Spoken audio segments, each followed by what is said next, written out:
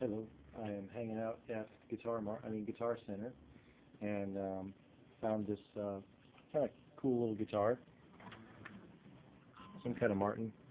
It's not Valerie, but it's a pretty little guitar. And just wanted to go over some more E minor, C major 7 stuff. We did the where are we?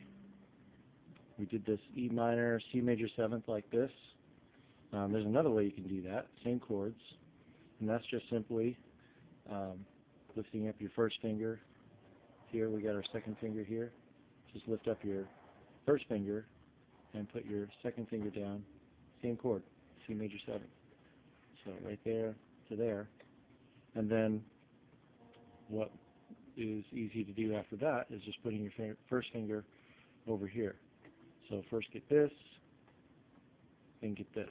Then add your first finger over to here. The key is to keep these fingers close to where they need to be. The less movement, the better.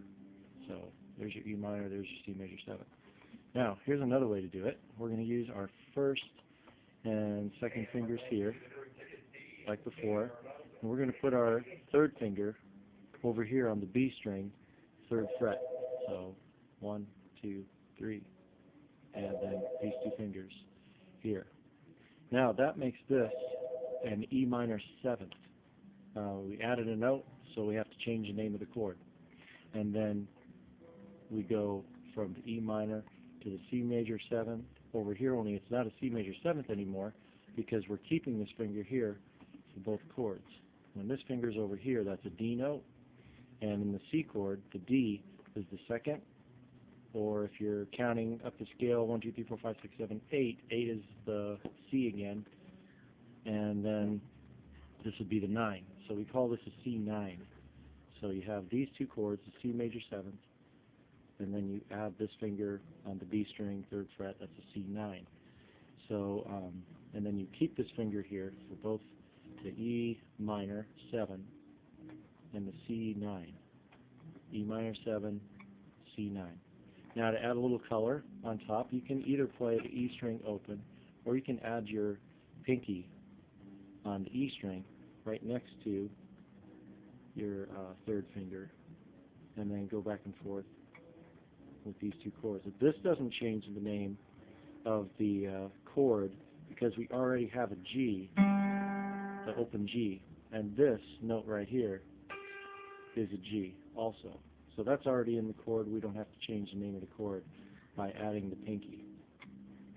But it changes the tone and the sound of these chords. Makes it really pretty. So you can go back and forth between the C9 and the E minor 7.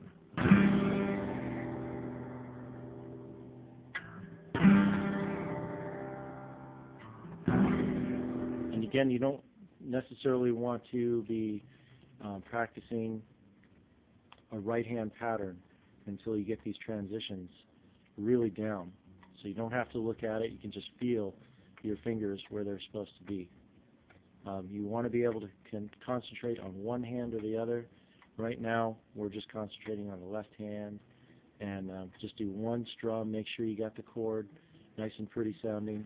And again, with the E minor 7, the E is open, but with the C major 7, the E string is muted by this finger right here, just touching the side of the string, just touching it, not pushing it down, just right next to it, so it's muted.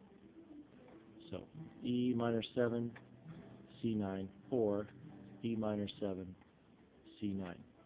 You see how the pinky wants to move on that? That's kind of natural. Don't worry about that too much when your fingers kind of move sympathetically. But it's easier, I think, when you have these two fingers planted, and then you can just move these fingers back and forth like that for those two chords.